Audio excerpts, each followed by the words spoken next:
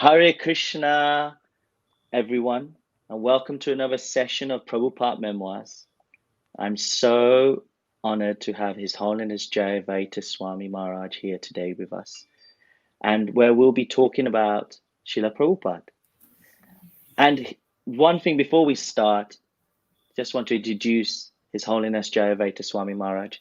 He's a disciple of Srila Prabhupada, a direct disciple, and he was initiated in 1968 at the age of 19. And one of his services has been assisting editing nearly all the books of Srila Prabhupada published during Srila Prabhupada's life. And practically the first task assigned to him was to staple booklets. He later went on to typing manuscripts, transcribing Srila Prabhupada's dictations for his books, and then typesetting as well, proofreading, managing the book production, editing, and taking part in the governance of Srila Prabhupada's publishing house. So this is amazing. He's also co-founded the Vrindavan Institute of Higher Education. And right now, he has also been serving as a senior editor for a 3-volume translation and commentary of a publication completed in 2005 for Sri Bhagavad Amrita, a 16th century Sanskrit philosophical and devotional work by Srila Sanatana Goswami, and by the same author, Sri Krishna Leela Stava, published in 2008. He also served as the senior editor for Srila Jiva Goswami's Tatra Sandarbha, published in 2013. And I just want everyone to know, apart from these services in publishing, he's traveled the world widely, teaching about the philosophy and culture of Krishna consciousness. And he has to date taught in over 60 countries. So without further ado, I'm so happy that you are on today, His Holiness Jayadvaita Swami Maharaj. And I'm just wondering, I'm hearing some background noise. Is there something playing on your side over there? Just checking. What kind of background noise are you hearing? It's like a whistling noise. It's just gone. Is it gone? It's very quiet. Ah, that's it. I think that's better. It's a bit better. Welcome today. How are you, dear Jayadvaita Swami Maharaj? Not dead yet. And I was really wondering if we could start, because it's so nice to have you on today, and we've got people from around the world joining us. And I just wanted to start in 1968, at the tender age of 19, you took initiation from Srila Prabhupada. And I'm wondering if you could walk us through that day, how that was, and any realizations that you were having on that aspect, please. Well, the day itself was, I don't know what I can tell you. It was at 26 2nd Avenue, Prabhupada's first temple. Prabhupada sat on a cushion on the floor in the temple room and personally built the fire and chanted the mantras and did everything. He also installed the first Radha Krishna deities in ISKCON, small Radha Krishna, who are now in Brooklyn, New York, and married two or three couples.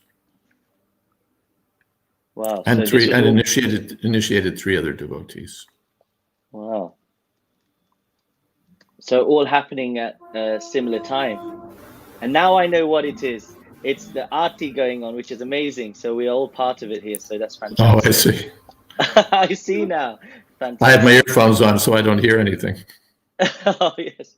So when that initiation, because you would have met Srila Prabhupada a few times, but how was that when you were taking that initiation? Like, it's so nice to hear from direct disciples Srila Prabhupada, but how was that, how did that feel for yourself at that point? Because there's so much else going on, it sounds like, as well.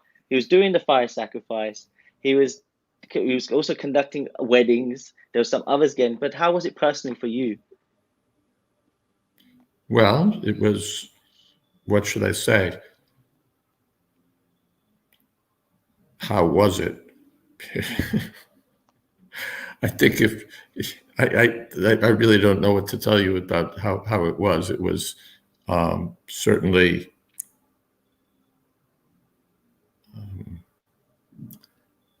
I think it was above my head. That's the main thing it was. Yes. I was quite, what would you say, new, and I just joined the temple 2 months earlier. Back in those days, you didn't wait a year and then fill out a form and complete an exam or get recommendations. I'd been there 2 months. That was good enough. So I was quite new to the process. And then suddenly you get initiated, taking these vows, etc., in front of Srila Prabhupada. And like in today's society, people are waiting so many years maybe before even getting, and it here's like the mercy there of like, boom, there we are now. Yes. So it was. Sorry, Maharaj. Yeah, go ahead. No, just so as soon as that's happened and the fire sacrifice happened, of course, then we hear that, like you yourself were so involved with the books for Srila Prabhupada, all the services, and even started with stapling the books to help at the start. So I'd love to hear your recollections and pastimes of especially this aspect. Because today we were talking about Srila Prabhupada and his books, and it seems a big part of your life at the start as well. So please, Maharaj, we'd love to hear some pastimes with Srila Prabhupada on that. Well, I got involved in the books. Yes, I was attracted to working in that section. Other people were doing other things, and I wanted to be close to the books. That much I knew. So I started out. Of course, stapling was not an ongoing engagement, but really typing was one of my early services.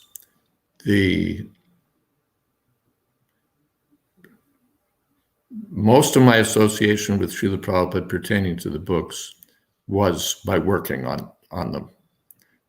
I wasn't, Prabhupada didn't sit with any of his editors for very long, or his editors, no. What to speak of his typists and proofreaders. But we were associated with Srila Prabhupada by the service. Sometimes, yes, I put some questions to Prabhupada. I met with Prabhupada. I wrote a few letters. But the overwhelming majority of the work was done just distantly. And Prabhupada, in fact, wrote in answer to one question, he said, "I can depend on you." He said, "Use your best intelligence," something to that effect. He said, "I can depend on you." So that's how he did it. He gave you the work and depended on you to do it. And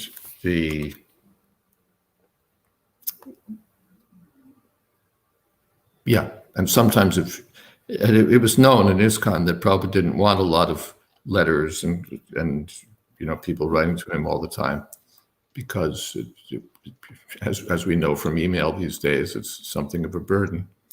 So I didn't write to him very much. Sometimes I would append a question to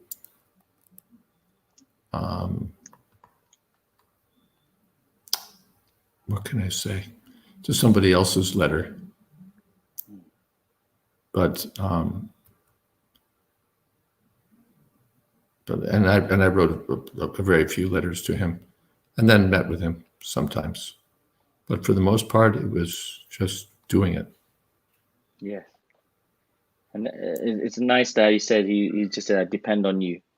That's so that must give a lot of encouragement at the time. Like he seemed to have what's that word when we're looking at devotees, and when we have somebody that believes in us more than we may believe in ourselves, and that's how the empowerment happens. So it's like Srila Prabhupada was amazing in that he showed that aspect of like, I'm depending on you.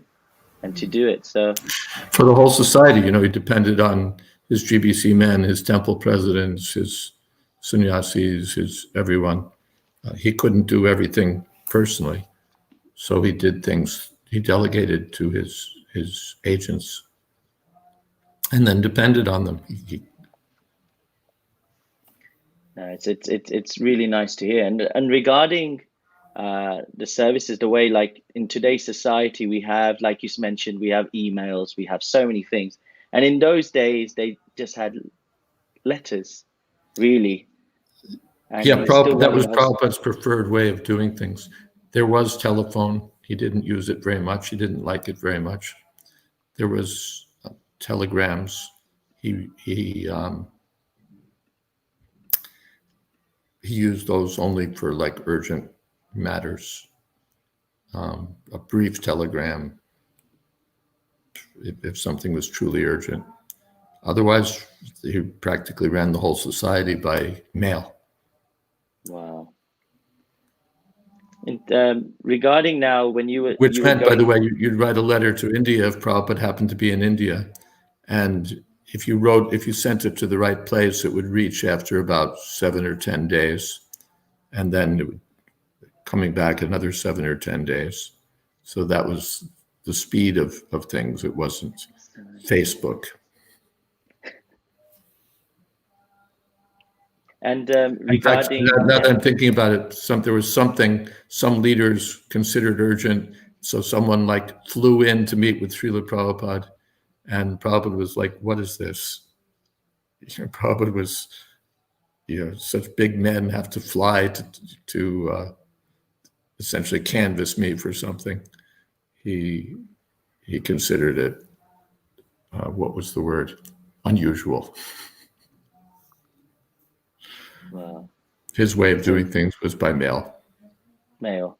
And that way he was running a whole entire society Everything. by mail. Mm-hmm. That's it.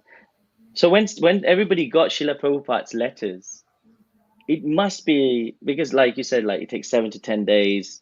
It must be like, oh my God, we got Srila Prabhupada's letter. It must be like such a joyous occasion. Because of course, like you said, they're trying to minimize how many letters are sent because he's trying to. Well, exciting, not necessarily joyous, depending on the topics, but exciting, especially at 26 Second Avenue. We'd get a letter from Prabhupada. It would be a big event. It was, yes. Prabhupada would write to Brahmananda, Rai Rama, a few senior devotees mainly, especially Brahmananda. And so we'd all want to know what Prabhupada said, and we'd all want to be in on it. Later, of course, he was writing to more devotees, and we were more spread out. So regarding now, when it comes to the books itself, there's these services, all these different services that you were part of, Jayadvaita Swami Maharaj. You from proofreading, taking it all. This service, because people talk about services nowadays, what they want to get involved in. How did this? Because it seemed like it molded, that service started to mold, and all the aspects of it you were part of. How did that come about? Is it the interest that you had at the start, or Srila Prabhupada just said, we need people to do this, and it's something you took on? No, it was my interest. I was already, it was my interest. I started out typing, and so from typing, it naturally went to correcting errors that I'd see, and so on. So that you'd like engage in that side. Yeah, I just picked it up. There was nothing particularly that Prabhupada started and plugged me into it. At one point he did, when he started the Bhaktivedanta Institute, he wanted an editor there, but so he asked me about it, and I recommended Dravida, in fact, at the time. Oh, so that's how it worked. So regarding now doing the books, yourself as well, you're an avid writer. We have the Vanity Karma book that you've also, which I want to talk about later if possible. But regarding books, because it's the basis, Srila Prabhupada says books are the basis. And of course, in our Krishna conscious movement, there's this aspect of that we, as a foundation, should be reading all of Srila Prabhupada's books as well. Is there something on this that you feel that society today, we need to try and improve on or do to help take that, to the next stage for our development in Krishna consciousness regarding books and Srila Prabhupada's books specifically? Well, the first thing, of course, is to read them. The more we read them, the more we appreciate them, and the more eager we become to share them with others. So that's the first thing. Prabhupada famously said they're not just for selling, they're for reading. So reading them and really studying them and getting immersed in them, that's for our own benefit, discussing them among ourselves, much chitta magita prana. And then distributing them. The distributebooks.com is there. Vaisheshika Prabhu is setting such a, helping so much by promoting book distribution, explaining book distribution, placing book distribution in the proper context and focus, offering instructions on how to do book distribution, showing by practical example.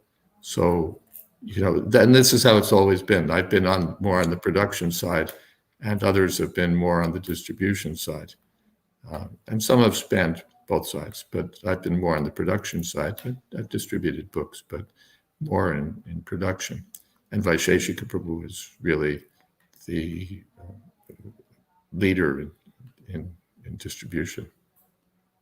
He's talking of Vaisheshika Prabhu. There's an app he's released called Be a Sage, page by page. Yeah. Yes. And that seems to help systematically study Srila Prabhupada's books. And when you said about your production, getting the volumes out there in the world, I think we as ISKCON broke some records back in the early days in terms of the amount of books that they printed, if I'm correct. I heard there was a massive train with just paper that had been brought to the manufacturing plant and where the actual books were made. And it broke some records in those days. That's what I'm hearing. Yeah, that was the 17-book marathon. So there were 17 books, and each one was, I forget what the print runs were, 20,000 or something like that. So it was a very large order, and it did break records at the time, especially since they were all simultaneous practically. Prabhupada wanted all 17 books in 2 months. And those have to be proofreaded, checked, etc. Everything, so the whole thing, start to finish, 2 months. And at that time, we were doing one book every 2 months. Every 2 months, we were doing one book, and we thought we were doing pretty well. So then Prabhupada wanted 17 books in 2 months. So we had to scale up. My God. So when you heard that instruction, okay, it's one book, you've been doing 2 months, that's great. Now I want 17. What was going through the minds at that time of the devotees and yourself? That's well, of course, the bomb was dropped on Rameshwar, who was the BBT trustee, and Radha Ballabha, who was the production manager on Prabhupada. I don't remember if Radha Ballabha was on that walk. Rameshwar was, and Prabhupada said, 17 books in 2 months. And he that's not possible, Srila Prabhupada. Then impossible is a word in a fool's dictionary. Wow. So then Rameshwar saw that Prabhupada was serious about it, and he wanted it. So Rameshwar became intense. He's intense by nature. He focused on Prabhupada's instruction and how to fulfill it. So everybody else focused on it, and we did whatever we had to do. We brought in some extra typists. We brought in, we brought in various people to do different things, extra artists perhaps, and we were working around the clock, really. any time of the day or night, you could be woken up to proofread a page or to do something, because we were literally working around the clock. And the 2 months was done. 17 books. Yeah. And I gathered. And we met the deadline.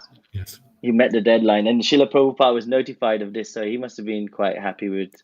I think the books were personally delivered to him in Vrindavan, if I remember. I think they were personally delivered. So now you've done this 17-book marathon of, reading, proofreading, checking, and it's now ready for this. Like you say, you hand it over to the distributors, and they're getting on with it. What was then for you yourself, Jayadvaita Swami Maharaj, in terms of the services after those have done? What was the next stage for yourself? The next books. The 17 books, that was just a backlog. Prabhupada was 17 books ahead of us and wanted the backlog removed or expedited, or whatever you wanted to say. He wanted to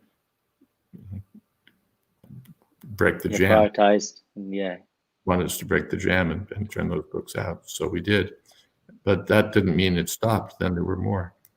That went up through 5th canto. The 17 books were mostly Madhyalila, Anjalila, Chaitanya Charitamrita, and 2 volumes of 5th canto.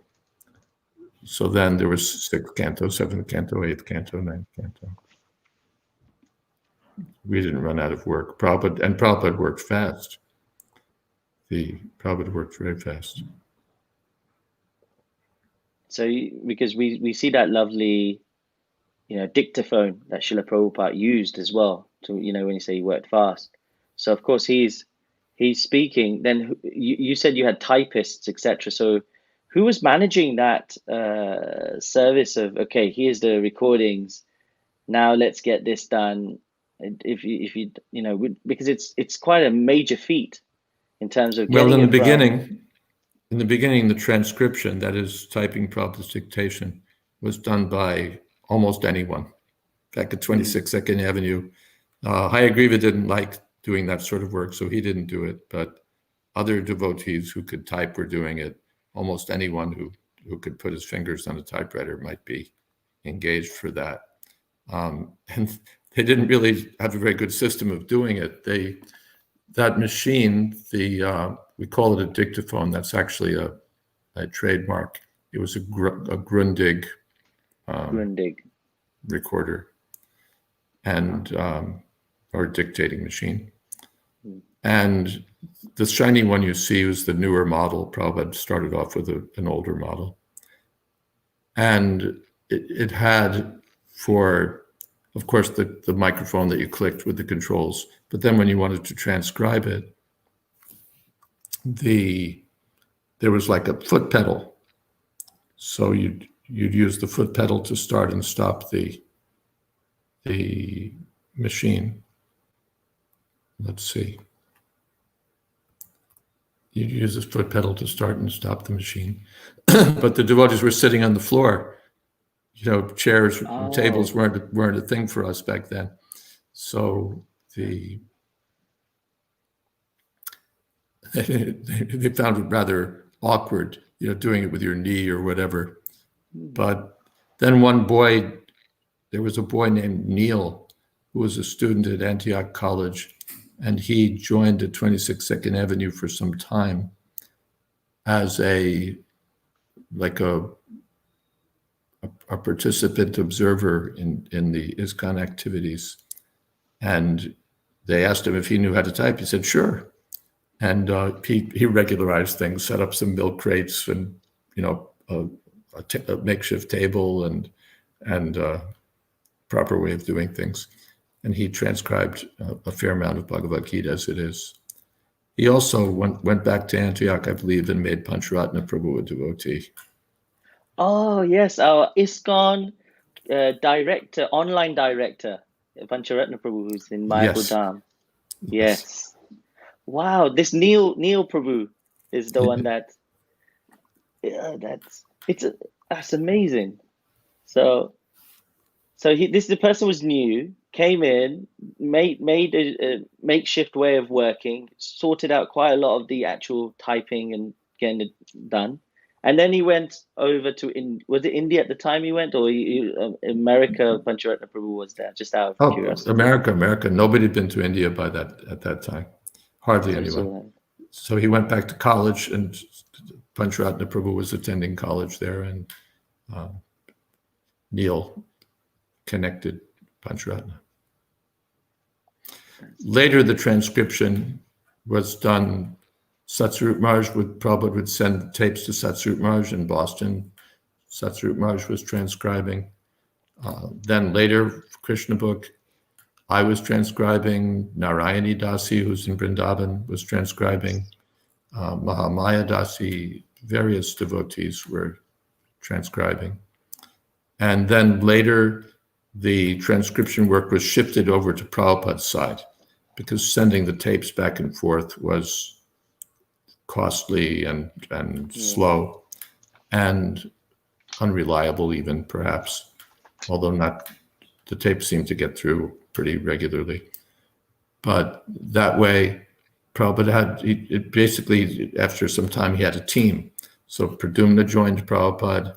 His wife, Arundhati, was transcribing, or sometimes Narayani was there in Mayapur. She would transcribe. So basically, Prabhupada had his editor, his Sanskrit editor, and his transcriber right there. And if there were questions about what was on the tape, they could be answered on the spot. Otherwise, sometimes you'd hear something and you wouldn't know what you were hearing. Yeah. First of all, you'd hear a word you didn't understand. Is it English? Is it Sanskrit? Is it Bengali? You have to figure out what language you're hearing. There's a famous error in 12th chapter of Bhagavad Gita, as it is, where it talks about special functions of the Pumundi. And that's what was published in the first edition. And we questioned it. What is this Pumundi?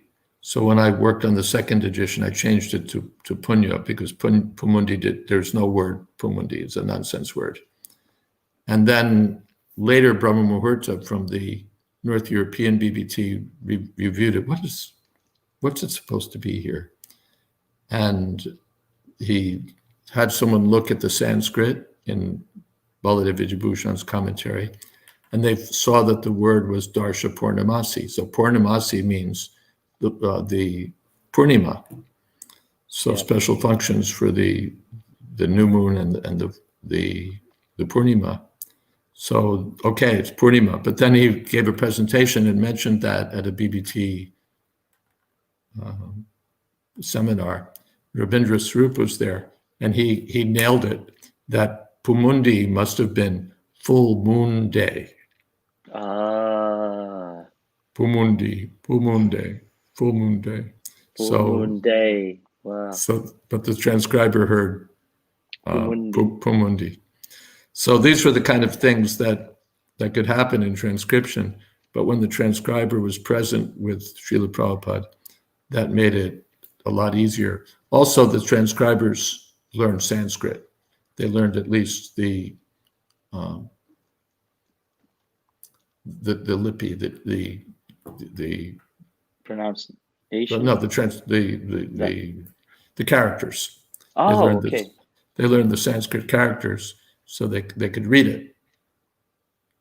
They could read the verses. They wouldn't have to go to someone else or guess.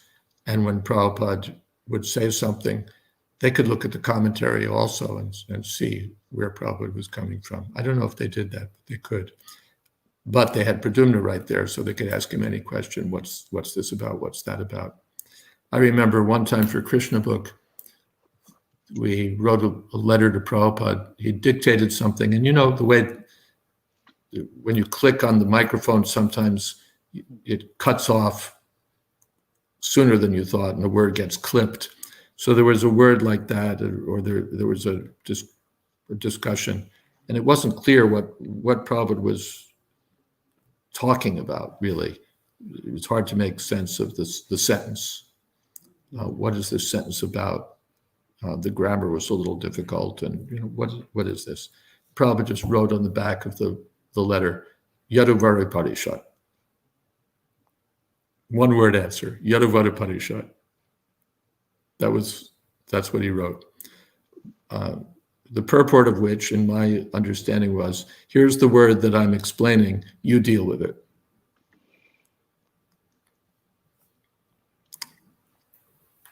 Jayati Janani Vasu. So Yaduvara Parishat. Wow. It's so amazing to hear about Brahmundi, full moon day.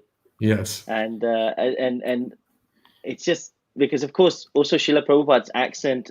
Some people, how was because when you're transcribing, you gotta listen, and was there some people not understanding because it's got Indian accent? It was hard in the early devotees. It was for the early devotees who didn't know Bhagavad. They didn't know the philosophy. They were unfamiliar with the verses. Prabhupada's accent was hard to follow. So there were all sorts of mistakes made just because they just wrote down what made the best sense to them, but it wasn't always right. Later, it was still hard sometimes because you're trying to hear, and we would sometimes pass the earphones around. What's Prabhupada saying among the transcribers? What do you hear? Try to get it right.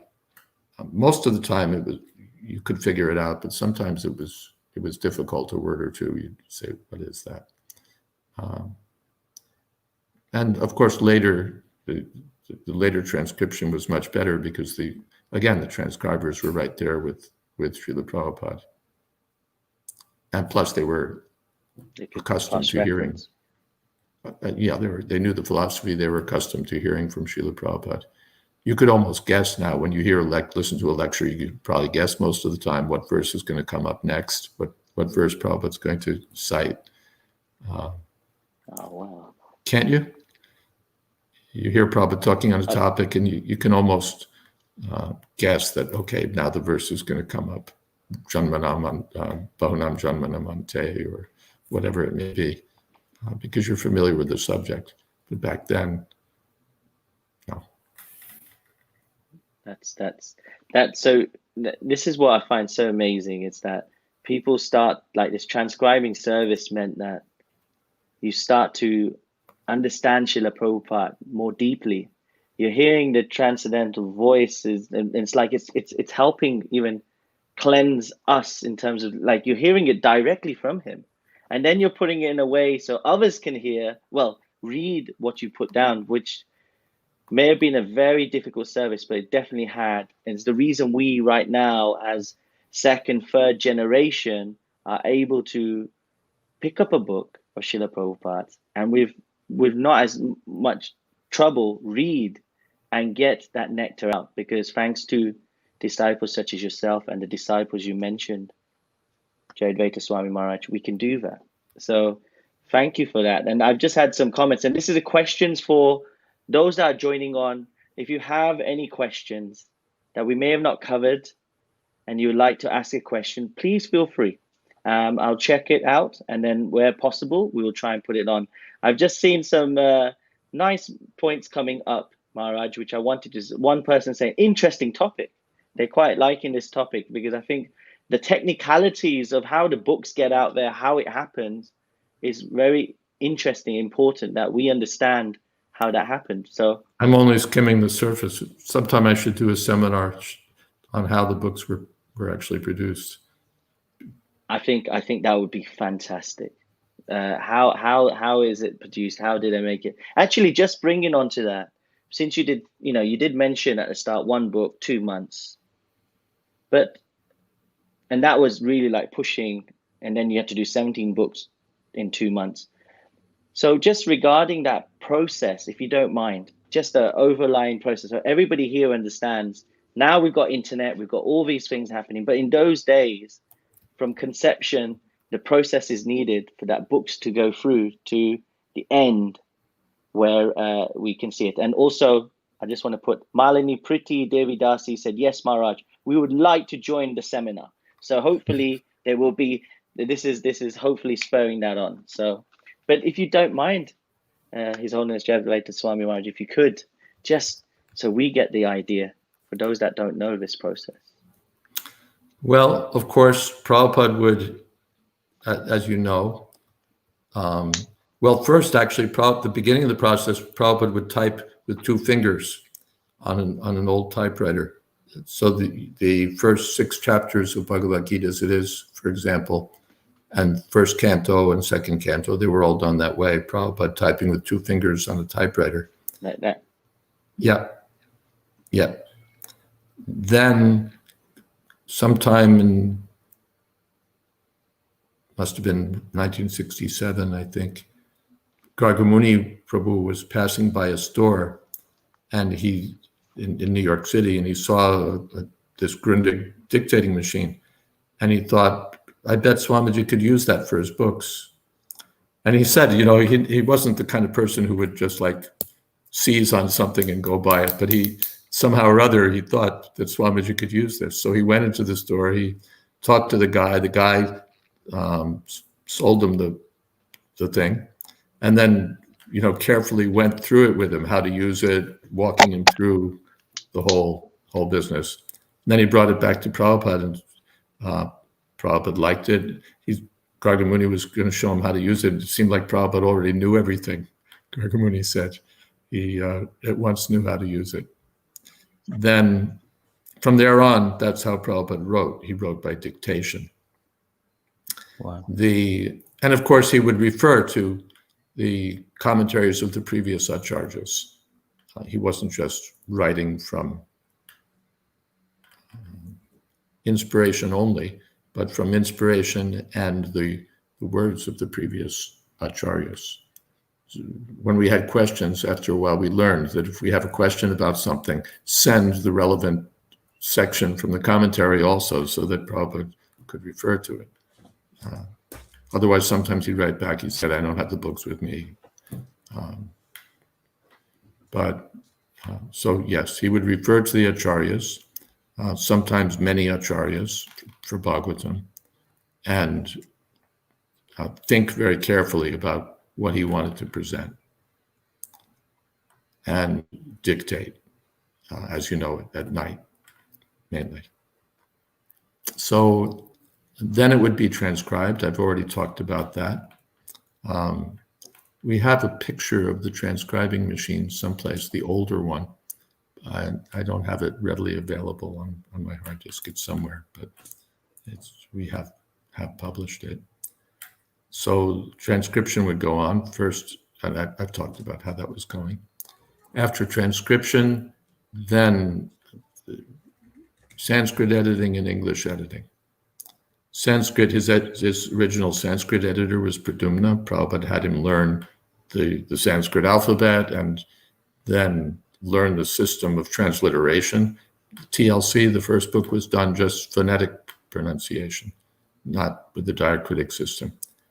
And of course, first canto in India, Prabhupada did the same way. But after that, Prabhupada wanted this scholarly system. He engaged Pradyumna, and Pradyumna went on from there to become an accomplished Sanskrit scholar. So Pradyumna, Prabhupada called him Panditji, would do he would do the Sanskrit editing. And then it would come to the English editors. For the books, the Bhagavad Gita as it is, first, anyone who knew English was editing it. Brahmananda, I did an interview with him, he said, he would come to me, it would come to Hayagriva, it would come to anyone who knew English. We'd sort of take a shot at it. But then it became regular. The main editor was Hayagriva Prabhu, and at another stage, third canto and Krishna book. Then Satsvarup Maharaj sort of dropped off as a book editor. He became the editor for BTG, and he had his Boston Temple president, many other services, GBC. So then the editing came down to Hayagriva and me, and at some point Hayagriva dropped off, and then he got on board again for Madhya Lila and Hantya Lila. But otherwise, from the second half of fourth canto, no, I did the beginning of fourth canto. Anyway, I did a lot of editing, and 6, 7, 8, 9, and Prabhupada's portion of 10. I did the English editing for that. After the books were edited, then then you came to, and of course typing, editing meant retyping. So we'd have typists who would retype things. And then composition. Composition means what we call typesetting. In the beginning, or actually until that, just about until the time of the 17th book marathon, we had no computers were involved at all. Computers were not yet a desktop item, and they were not involved. Everything up through fourth canto was typeset on an old machine called an IBM Composer. I may have a picture of that for you. Let's just see. Yes, you can share it to the screen. Let's see what I've got for you. Documents. IBM Type Composer. Try. An IBM Composer was a $5,000 very sophisticated machine. And let's see.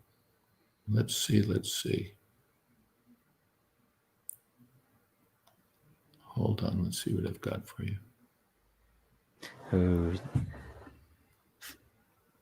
And while you're finding that, Chaya Patel, she says, Hare Krishna Maharaj, it's vital we have it documented how these books were compiled. So it's great that we're doing this today, so people can understand the process. No computers, everyone. I gather you heard that as well. No computers. Okay, I have a video. Let's see if it works. Okay. If you just share screen, you can do it, Maharaj, and I can put it. It might not have the sound. First, I'll see if I can get it open. So while we just have that coming on, can you suggest? And we've got a really good question coming on reading, which we'll come on to as well. After we've seen this process, just those, so stick in there, everybody. This is some fresh info you're getting. Let's see. Okay.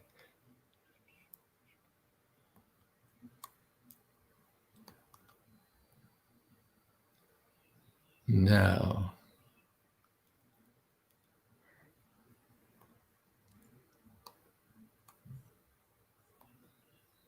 Okay, it's coming up. I'm just going to put it on. Add to stream. Oh. That's your IBM Selectric Composer. And you can see, before that, typewriters had these little bars. When you hit the keys, this little bar with a letter would come up. But IBM innovated this little golf ball that you see, which spun around. This one on the right-hand side. On the left-hand side. Left-hand side. Yes. On the paper itself, that little golf ball, which you could change. So you could have italic type, Roman type, by changing the balls. And so that became the standard for office typewriters in the late 1960s and early 70s. And then one up from this was this machine. The typewriter was a standard office machine. This was a more sophisticated machine that let you justify columns, that is to say, make the columns come out even on the right side instead of being consisting of lines of different length. And well, let's see. Let's show you the video. Okay, yeah. If you press the play on that. Yes. Let's see. So we may not hear sound, but everyone can see how it's working.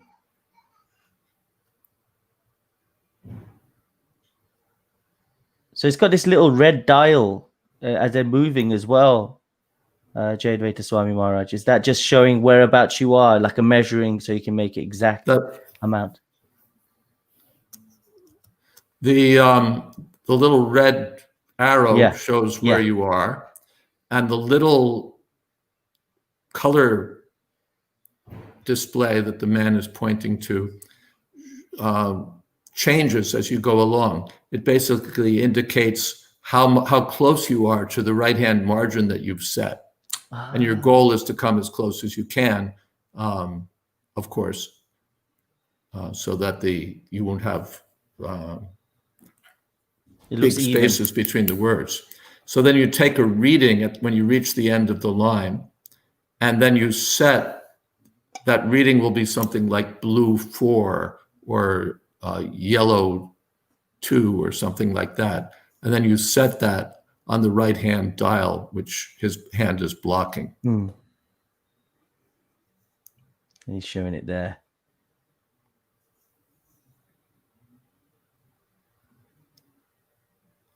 Now you can see that dial, and he's taken the reading, and now he's setting the dial, the number and the color. Now he's tabbed over, and he's typing the line again after setting it on that right-hand dial. And this time that line is going to come out at the proper length, because the machine will insert as much space as needed between the words so that the line comes out even. But that business of tabbing over from the left to the right only works on a small column, like a magazine column. When you're typing a wide column, like for books, the system's different. You go down the whole page and you tab over and you record your reading, like Y2 would be yellow 2 or B4 would be blue 4. For each line you do that. Then you go back and retype the entire page. You put a new sheet in and you retype the page with setting the dial each time. That's how it was done. It seems like quite a sophisticated typewriter, actually, in terms of spacing and the way you can, the lines will be even in size. It was very sophisticated, very clever. There's no electronics in it. It was all done mechanically. There were, dials and so on, gears and dials within the machine. Nothing is electronic there. It's electric, but not electronic. There's no computer, no silicon. And yes, it's very sophisticated. And we had 2 of these, and we were running them 24 hours a day, both of them. We were running them around the clock. Our schedule was that one person would type from 12 to 4. That means from midnight to 4 a.m. and then again from noon till 4 o'clock in the afternoon. The next shift would be from 4 to 8 a.m. and p.m. and then from 8 in the evening till midnight and 8 in the morning till noon. So in that way, we had 3 shifts, and we're running these machines around the clock. Nobody did that. We were driving these machines the way, no office does that. Back then, IBM used to make a fair amount of its income from selling service contracts on these machines. Along with the machine, you would have a service contract, and if anything you had any problem, the serviceman came in and fixed it for you. But we had servicemen coming in every other day. We were running these machines like slave drivers. Wow! And when we finally retired the machine, the IBM came and took them away. Maybe they were leased or whatever. And I remember the fellow saying, "This machine doesn't owe you anything."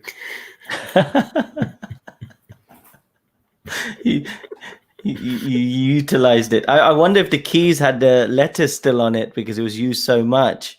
It did have the letters, but I haven't filled you in on what else was going on. As you know, that, or as I mentioned, that ball gets changed every time you change a typeface. That means that on the word-for-word meanings, for example, every time you change from italic to Roman and back, you change that ball. And that's only part of it also, because what about the diacritic marks? So there was one company in the world which would replace letters on one of these IBM golf balls, and we would sacrifice characters that we didn't need or didn't need very often and replace them with characters, with the diacritical characters. And there was a sort of a way to get them in place on the page, but I can tell you that it wasn't easy. And when these balls would break a tooth or something from on the bottom, they're little teeth that you don't see. We would sometimes keep using them anyway. So we'd have one ball that we'd use just for whatever the particular letters were that it would give us. So what these typesetting devotees went through to put out Prabhupada's books is can only be described, I guess, as heroic. So devotees like Palika Dasi, Mahamaya Dasi, Ragatmika Dasi, the Mamata Dasi, Nari Dasi, there was quite a crew there, and they did this round-the-clock work, which was, quite demanding. That's amazing, Raj. Wow. Thank you so much for sharing that. That's such a feat. It was quite something. And then there were corrections when there were errors. Things had to be corrected. And the output of this machine would be, well, you would spray it first of all with a toxic fixative so that the letters would be solid, wouldn't smudge. And then we had a layout team that would cut those pages up and turn them into actual pages, because these are just what we call galleys. They're just lines and lines and lines of type. But they would turn these lines of type into actual pages. And there was a system with what we call light tables and so on, and using rubber cement, and later using a waxing machine to put these things in place. And then cycles of proofreading and proofreading and proofreading again, proofreading and correcting, proofreading and correcting. It was quite something to turn out those books. The 17 books, by then, we'd switched to a photo typesetting system, another technology now obsolete, and another very expensive machine, by the way. But that streamlined the process quite considerably. There were no fonts to change, and everything was, you could really do things up. And that's how Prabhupada came up with that marathon.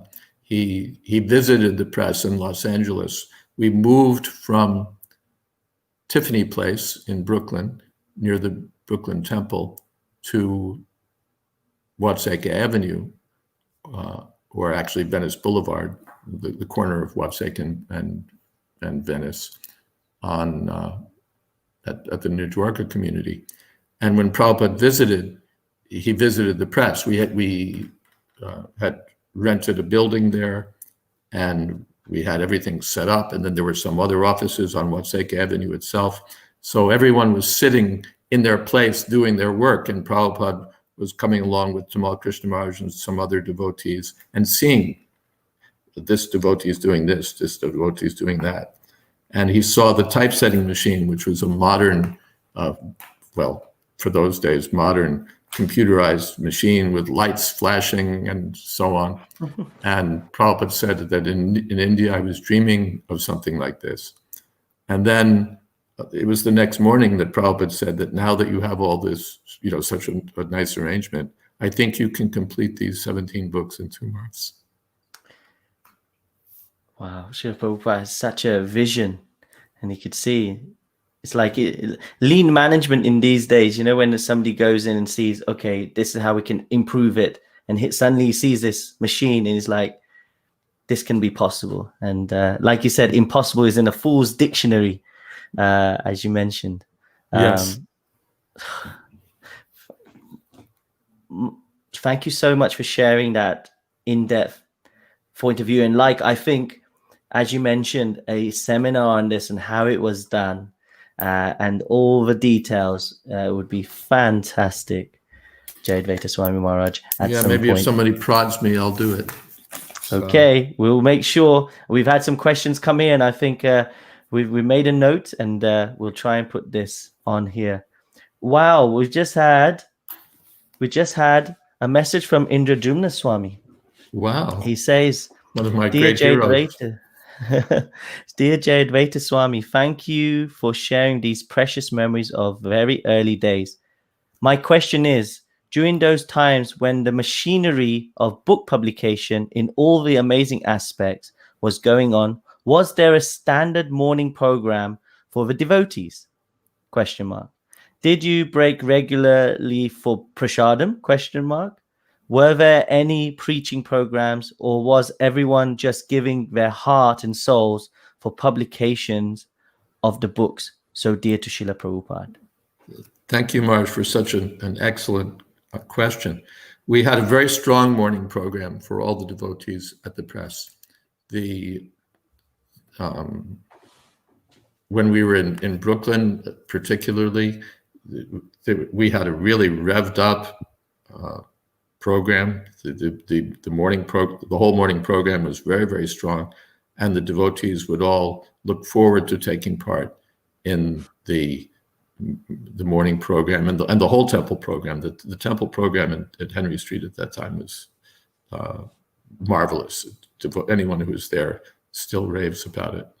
So we did that. We were fully engaged in the morning program. Before that, when we were in Boston, there was, again, very strong temple program led by Satsvarup Maharaj.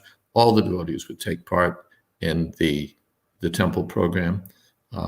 Yes, we would break for prasadam. And while we were in Boston, in fact, Prabhupada, that's kind of when Prabhupada really started the idea that there should be regular Harinam Sankirtan every day. And Prabhupada told the press workers that we should go every day, at least for 1 hour. So before that, devotees would go out on the street, but there it really became like a focal point of ISKCON's activities, to go out every day and to chant Hare Krishna and distribute back to Godheads and so on.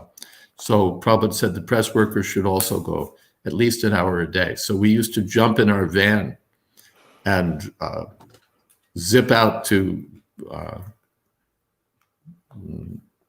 Boston Commons and take part in the kirtan for an hour, and then zip back into the van and back to work.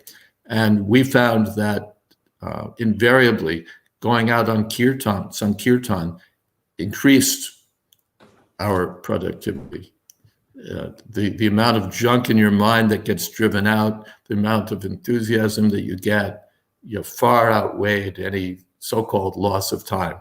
So all the press workers were there, and even they'd be in the lead, like Bardraj, the artist, would be leading kirtan, and all the devotees would be there distributing books, distributing back to Godheads, chanting Hare Krishna. It was a mainstay of the press program, and that continued into Brooklyn also.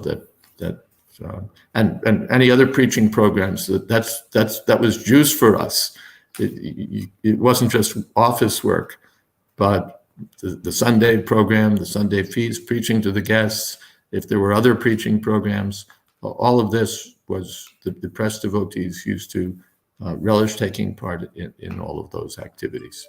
At one point, there was a division, sort of. The press workers who were working on the physical printing press that we had were not so strong on that. The upstairs workers who were doing layout and design and typesetting and proofreading and editing, we were totally into it. But the people downstairs were not all of them, but some of them were not very strong. One devotee, Advaita, who'd really been sort of the founder of the press, was not coming to the morning program. And Prabhupada one time called me, when he came to Brooklyn, he called me into his room. He said, I have heard that Advaita is not attending the morning program. Is this true? I hear that they are not attending. Is this true? And, I didn't really want to rat on him, but I had to acknowledge that it was true. Prabhupada said, go over there and tell him to close the press. He said, we do not need this press. If they cannot attend the programs, there is no need. Tell them to close the press. And so I did. I told them, that's what Prabhupada said. And of course, then they started coming, but eventually they'd stop coming and the press was closed. That part of it didn't continue. When we went to Los Angeles, there was no printing machinery. It was all what we call pre-press, getting things ready for the printer. And so we would send things, do all the printing outside. But that's how much emphasis Prabhupada gave to sadhana, to the morning program, to chanting, to all of these things that would keep you strong and inspired in Krishna consciousness. And Anandam Buddhivardhanam, that was really the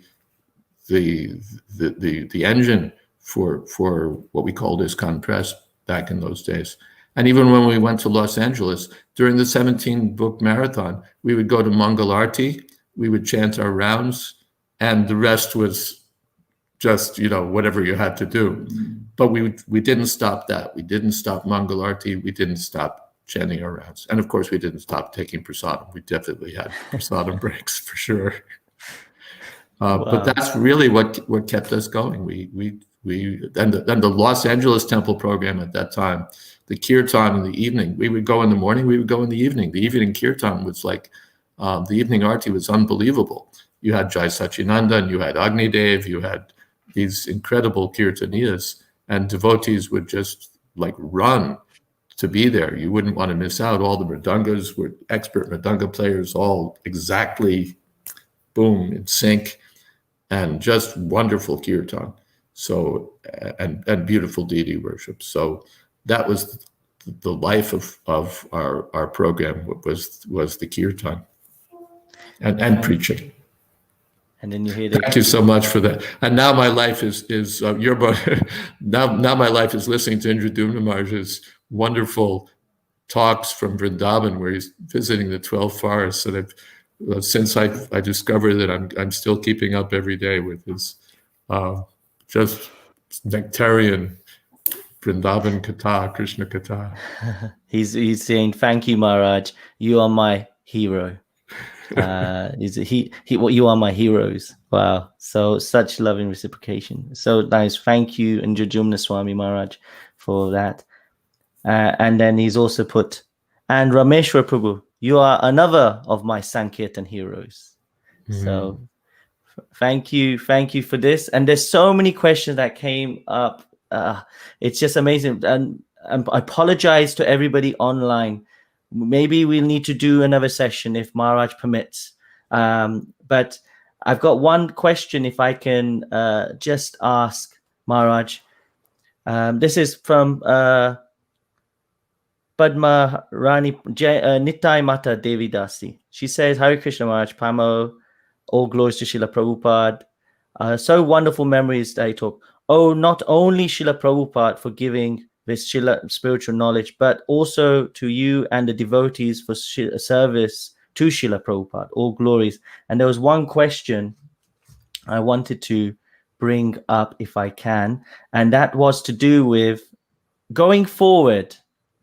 Now that we are, I'm just getting that question right now because there's comments coming left, right, and center. Okay, here we go. This is the one. Lalita Rangadevi Devidasi says, thank you so much for taking us back in time. Your memories are precious. What is your vision for the future of book publication and distribution going forward? Well, of course, I've retired from the BBT, And so it's, my vision doesn't count all that much. It's really the vision of the BBT trustees and the leaders of ISKCON, what vision they want to have. This is a seminar in itself. What do you envision as the future? There's so much that can be done to up-level book production and book distribution. There's and also, by the way, I would think of it. One thing I can say, there's ways to increase both, but one thing I can say is that that publishing a book and distributing the book it should really be the beginning. It's not that once the book is in someone's hands, that's sort of it, and our work is done. We have this sort of time bomb metaphor where we chuck all these hand grenades and wait for them to explode sometime later. And we see that does happen, but one might think that it would make sense to follow up with people and not just wait for something to manifest in their minds or hearts, but to cultivate step by step their further involvement. You got this book, what about that book? You got this book, what about this seminar? You got this, what about this retreat? So there's so many. You got this. What about beads? What about so many things? So I would envision book publication and book distribution as part of a larger process and a larger vision, not just the act of printing a book and then delivering it into someone's hands, but a integrated effort to bring people back into the process of Krishna consciousness and ultimately bring them back to Godhead. That's where I see lots of room for intelligent and carefully thought through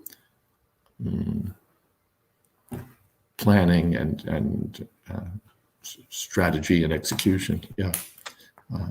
Make it part of a much larger thing involving online resources, temple resources, there's, whatever technology may come up with, telephones, if they're not out of date yet, you can still talk to people. And, there's just, did you read the book? What did you think? So by every means that's available and practical, to keep touch with the people who've received our books and encourage them appropriately so that they can make further progress. Thank you so much for sharing, Maharaj. And I will finish final comment because it's a really nice thing from Robert Grant. He's put as on here. Rameshwar Prabhu. He said, Hare Krishna, Pamho, all glories to Srila Prabhupada. Thank you, Maharaj, for these priceless memories, which are like rivers of nectar. During the CC marathon, I asked Srila Prabhupada, what category of devotional service are the press devotees engaged in? His Divine Grace said, while working I production of the books, that the duty is the deity worship.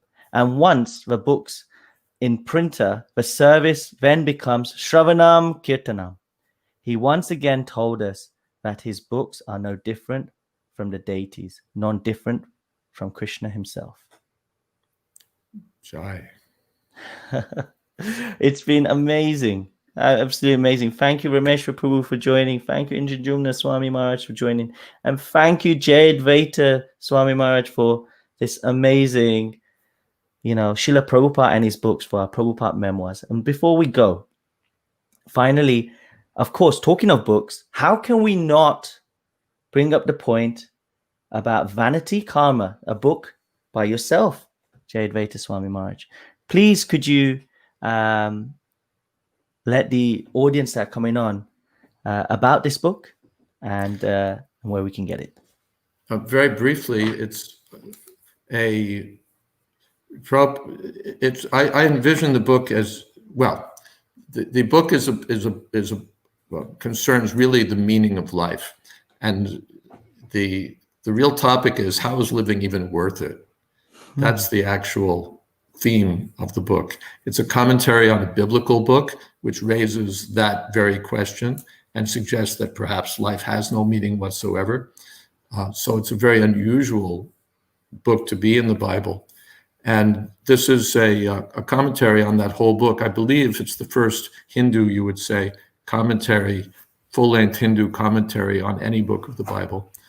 I see it as a bridge book, and one that doesn't hold back. It's meant to reach out to a Western audience, to a completely uninformed audience that doesn't know anything about Krishna, and basically present all the headlines of our philosophy, from "You're not this body" to "Krishna is the Supreme Personality of Godhead," "Life is not meant for sense gratification," "Surrender to Krishna, perform pure devotional service," "Chant Hare Krishna." The whole business is there. So so I envision it as, or I see it as being, in some ways, following in the footsteps of Ishopanishad. Ishopanishad in one book gives you a wonderful presentation of the whole philosophy. So I tried to follow in Srila Prabhupada's footsteps. So Vanity Karma tries to do that also. And I would say, sort of from a Westerner's point of view, I've kept the Sanskrit way down. Unfamiliar terms are not used, or they're explained. So in that sense, it's a bridge book. It also follows Srila Prabhupada. Prabhupada, you might remember, envisioned a series of books discussing Western philosophy from a Krishna conscious point of view. So the speaker of this biblical book is a philosopher, and my book speaks with and speaks to his thoughts. So in that way also, I try to follow in Srila Prabhupada's footsteps. So I think it's a very accessible book for new people, and especially, I would say, for people who think. If you're looking for bright, happy, smiling faces, and men and wife, a husband and wife hugging with their little kid in the middle, find another book. This isn't it.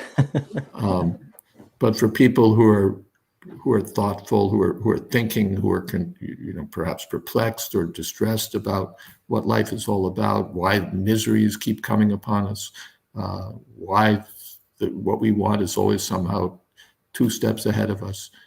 For a thoughtful person, that's our target. Thank you so much. So everyone, get your hands on this book. There'll be friends, family, and yourself that would be good for us. Like you said, bridge, wasn't it, Maharaj? You mentioned the bridge aspect. From BBT or your local temple or Amazon.com. Amazon. It's also an ebook, whether you have EPUB or Amazon. So Amazon or Google Play or Barnes & Noble, they all have it. Just put it on Google search and you'll find it. There it is, Yes. Vanity Karma. And there's so many ways. So please do check it out. And thank you so much, His Holiness Jayadvaita Swami Maharaj, for today, coming on, spending your valuable time and sharing such in-depth about Srila Prabhupada and his books and the process. It's just such a bonus, learning so much from you. And we pray that we can have you on at a later stage at some point, because this was just fantastic. And thank you for your time. Hare Thank you, Jagannatha Kirtanananda. Thank you to Rameshwar Prabhu and Indradumna Maharaj and all the devotees. Hare Krishna.